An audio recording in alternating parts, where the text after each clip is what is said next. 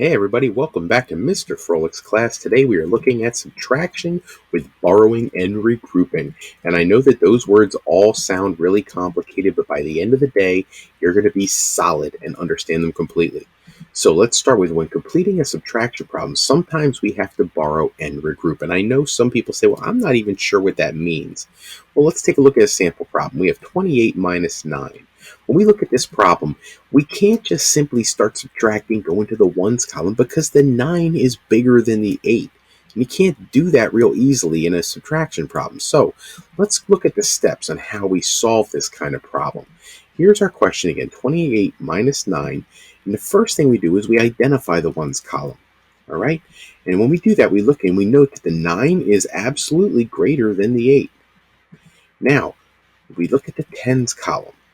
You notice we have more than one 10. We have to have at least one in the tens column. In this case, we have 2. And if we have at least one, if in this case we have 2 of them, we can borrow one of them. Well, if it's in the tens column, it means you're really borrowing 10, not 1. So let's take a look at this.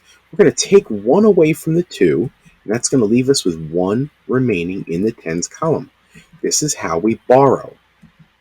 Now, we add 10 to the ones column right next to the 8 in this column, and that's called regrouping. Okay, so that's borrowing and regrouping. We subtract 9 from 18. See, that we can do. 18 minus 9, the answer is 9. Then we subtract 0 from the 1 because there is no other number in the tens column, and we bring the 1 down, and we have 19. Final answer, 28 minus 9 equals 19. Let's have you try one. 35 minus 19. Pause the video here and see how you do. All right. So, how do we solve this problem? 35 minus 19. We identified the ones column. Look at that. We noted that the 9 is definitely greater than the 5. We look at the tens column. Is there at least a 1 in the tens column? Well, there is. There's a 3 there. We take away 1 from the tens column, leaving a 2 in the tens place. There's our borrowing. Then we take that 10 and we add it to the 5 in the ones column, and that's our regrouping. Well, now we have 9 from 15, which gives us the answer of 6. And then we have 1 from 2. 2 minus 1 is a 1. So 35 minus 19 equals 16. Final answer, 16. Here are a few more. Let's see how, if you're an expert yet on this, let's give them some try. Question 1, 24 minus 6. You get 18? I bet you did. Question 2, 42 minus 17.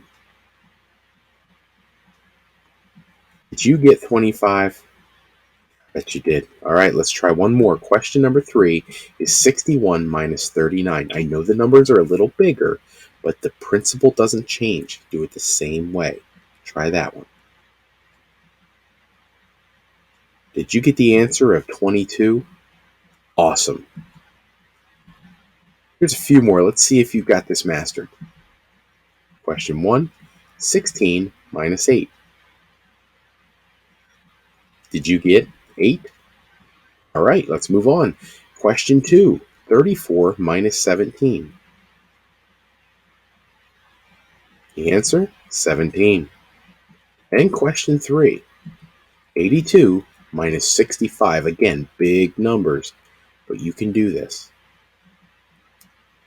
Final answer, also 17. You are definitely a master. Hopefully you feel confident about your subtraction, borrowing, and regrouping skills. Check out more practice at ixl.com and khanacademy.org. Until next time, take care, and remember, every day in math, we don't sing it, we bring it.